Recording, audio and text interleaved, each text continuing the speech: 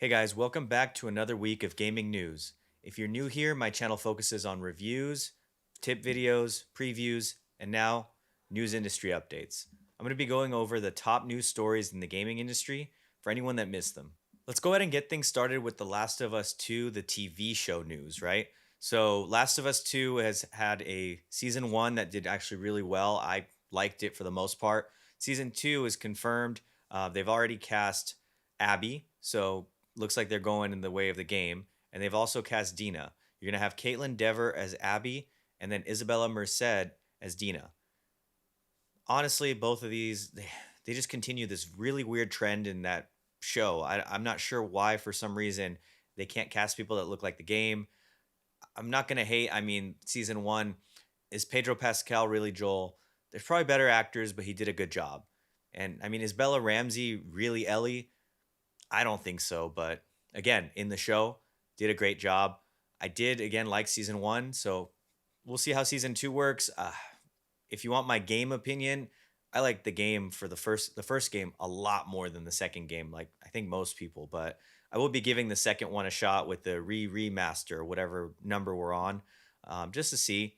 And I mean, they did change some things. I would say in season 1, so maybe they'll kind of rewrite some of their weird choices and bad things that happened in season 2. Not sure. We'll see how it goes. As for some more Last of Us season 2 news, we've got probably a prequel coming to the Bill and Frank guys.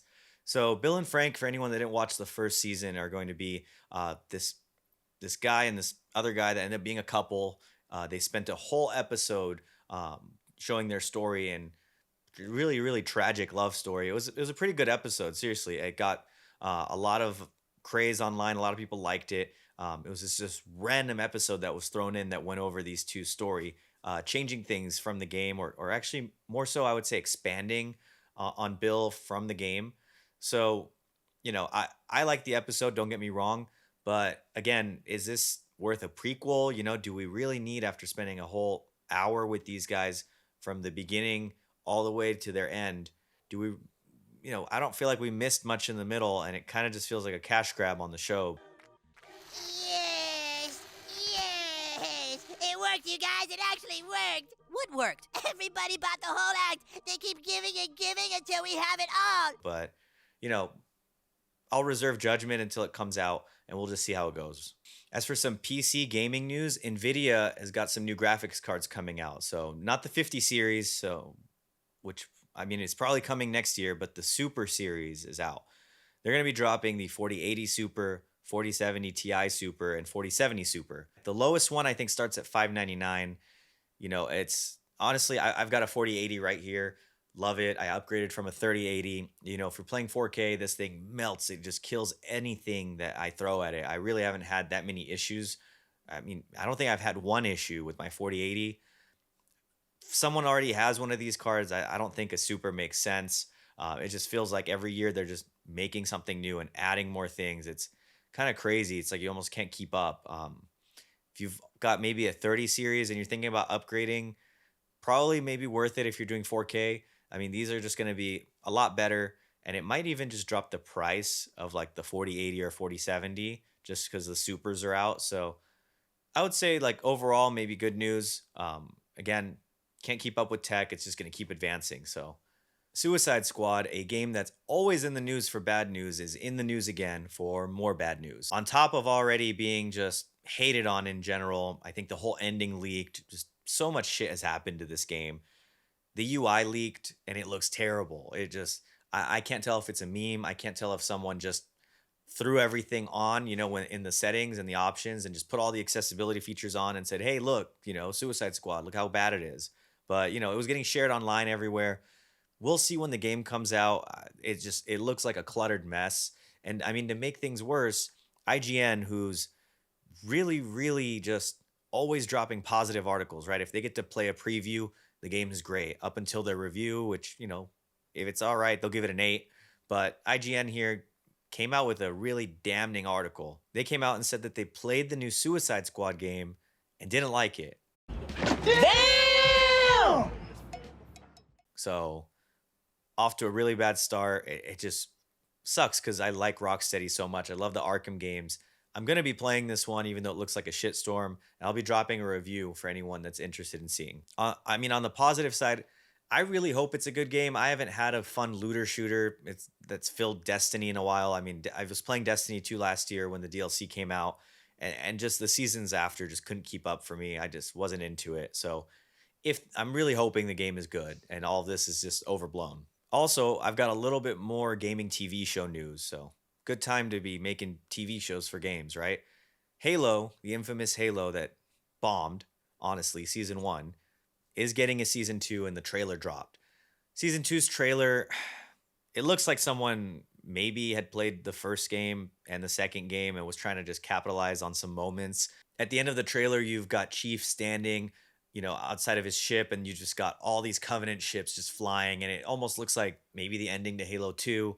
They're going with the whole Fall of Reach thing, which Fall of Reach is an amazing storyline. I love it. The game was really good, but I'm going to say it, Chief's face is just shown so much during this freaking trailer, man. I do not understand why executives will say, "Oh, hey, let's make a Halo show," and just not do anything like the game and just think that they could make, their own story or maybe just do it better than people that made the game that sold millions of copies and has millions of fans, as a Halo fan, seriously, as a Halo fan, season 1 was like a slap in the face. There was 2 good episodes.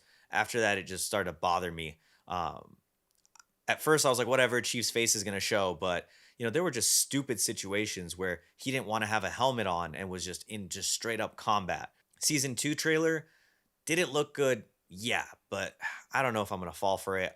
I'm going to watch season 2 and I'll drop a video on my thoughts, depending on how it is, but we'll see how it goes, but really not that excited. And I mean, to make matters worse, just side note, for some reason, it doesn't make sense that a show called Mandalorian can come out where Mandalorian's literally has a helmet on the entire time, right?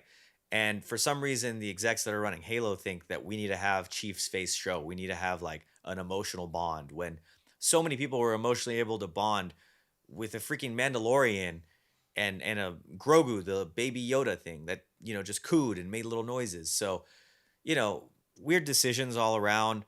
And again, we'll see how it goes. Speaking of Mandalorian, looks like next season's not happening. Instead, they're going to be doing a movie directed by Jon Favreau, which my opinion is great.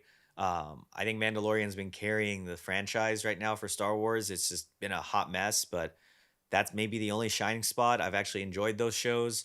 Not sure about the last season as much, to be honest, but overall, do I like The Mandalorian? Hell yes. Ahsoka, another show, is actually going to be getting season 2, and seriously, that was a good one as well. I like that show as well. With all the crap that's happening with the economy, there is some bad news when it comes to the gaming industry. Unity is going to be laying off 35% of their staff. Then you've also got Discord, who's laying off 17% of their staff. And then Twitch, who's in the news for something not related to boobs, is going to be laying off 35% of their staff as well. Really crappy way to start the year off. I wish all the employees well. Just seems like, layoffs are just going to be happening left and right, especially in the tech industry and the gaming industry, and not much you could do about it, but hopefully land something better. For some reason, marketing budgets go up, right? And they'll just keep pumping out different ads for the games and hype up skins and things like that. But staff is continuously going to get cut until they, somehow break a profit or make more profits, right? Next up, more misses for Xbox. No! God, please, no! No! No! Hi-Fi Rush, that amazing random game that dropped that's only on Xbox and PC, is rumored to be coming to the PS5. So again, I'm not sure, guys. I'm an Xbox owner. I bought that system first, then I bought a PS5. I just do not understand what Microsoft is doing when it comes to their games. It just seems like they're buying up studios and maybe, going in a weird, almost third-party way where play it on Xbox, play it on PC, or play it on PS5. I mean, they don't care as long as the money's coming to them. Really random thing. I think a lot of the Xbox owners are upset about this, and I mean, I get it. If that's your only system, I totally get it. But overall, is it a win for gamers? Yeah, for sure. Everyone gets to play games everywhere. A lot of people that just have Xboxes would love to play Spider-Man 2, right? But they can't unless they get a PS5. I don't know. Again, I'm not sure what's going on. I rarely touch my Xbox. Seriously, it's just been kind of sitting there, especially after getting a PC. I've kind of been sticking to PC gaming just because I mean my graphics card and my PC just outperforms the Series X anyways. But for for couch sessions, it is there. If that's something I just want to kick back and play. It's again, it just looks like the complete opposite of what Sony's doing. Good for gamers, but maybe not good for Xbox owners that aren't diversifying, I guess. For anyone that really liked Hogwarts Legacy last year, good news. It was the top selling game of 2023 and sold 22 million copies. Me personally, I love the game. It was on my top 10. It was just such a fun game for me to play the beginning of 2023. For anyone that likes RPGs, for anyone that's into the Harry Potter world, I highly recommend it. I definitely go out and play it, especially now. I mean, I think it's been going on sale. I really can't wait for a sequel. And the way I see it, with it selling this well, it's just a matter of time. It has to happen. It just has to happen. So, good news overall. Speaking of sequels, the Switch is probably getting the Switch 2 this September. The rumor is it's a $400 system and it's going to be an upgrade on the Switch, right? Versus an actual brand new iteration. Nintendo's known for just tweaking and making something completely crazy, going into motion control, right? Or discs on GameCube after the N64. But this time it looks like they're just taking their Switch and just making it better, which in my opinion, I love the Switch. I love the portableness of it, being able to take it anywhere, being able to play on my TV wherever I want. It's really awesome system, and a Switch 2 with better performance, I mean, just sign me up. Rumor here is it's going to be a 4K system, better battery, more memory, just something that's a lot more beefed up than the current Switch. And if you've played Breath of the Wild and Tears of the Kingdom, you can kind of see that the system's barely able to handle these games. I mean, miraculously, it does do pretty well, but just imagine it on another system. It'd be crazy. With more sequel announcements, for anyone that knows, maybe the 5 people watching this, Smite is getting a Smite 2. And for me, being an old Smite player, I'm freaking stoked. Smite 2 is going to be a brand new iteration, brand new game. Think kind of like Warzone 2. Nothing from Smite 1 is going to carry over. They're going to be reworking gods, probably reworking the game modes. They did a whole reveal on this. I'm stoked. I liked Smite a lot. I fell out of it kind of, as more and more games came out, but we used to play it a lot back in the day. And I mean, the most unique part about Smite is being able to play a MOBA with your actual controller. And, for someone that was on an Xbox, which I primarily played console, it was dope. It was awesome. I loved it. And it got me more introduced to like League of Legends when I got my PC. On top of that, the developers are doing something insane. They're actually going to be refunding or crediting your gems, right? Not cash refund, but once you open Smite 2, every gem that you've spent in Smite 1 is going to carry over so that you could buy new skins in 2. You're not going to get all those old skins. Kind of sucks there. But I mean, at the end of the day, you get gems back and you could really just buy the newest ones or anything cool. I think it's a win. Some people that probably like invested a lot and stuff like that are probably upset, but I mean, back to Call of Duty, they dropped Warzone 2 and just cooked everyone's skins. Everyone's skins were just gone. It didn't matter. You started fresh, right? And we did the mill sim thing for like a week or two, and then now we've got dudes with fire on their heads. Again, some companies are trash about it. I think the developers of Smite actually care about their audience and their actual consumers, so I think it's good news on their part. And then the last bit of good news, seriously, it's crazy, right? Good news this week. Prince of Persia is getting good reviews, and it looks like Ubisoft is kind of coming back a little bit. So for anyone that's been playing Ubisoft games, they fell off hard, in my opinion. They've been trying to like undo just all the mistakes they've made, with their Assassin's Creed series. Just every game just felt like a clone of the other. I think the most recent one was Avatar that I didn't really play because it just looked like a Far Cry clone. But, Prince of Persia is getting 8s and 9s everywhere. I'm going to be playing it this week, and I'll be dropping my review so we could take a look. I mean, I love the OG series. I liked Warrior Within, and especially when it got all gory like that, it was awesome. I know this one's a different style, but we'll see where it goes and just see how it ends up. I hope I like it. Keep a lookout on the channel for the review. It'll be coming soon. And that's it for all the news. There was a lot of good here, just a little bit of bad, I would say. If you made it this far, I really appreciate you. Love that you stopped by. Drop a like, hit the subscribe button, help us grow, and I'll see you all in the next one. Thanks.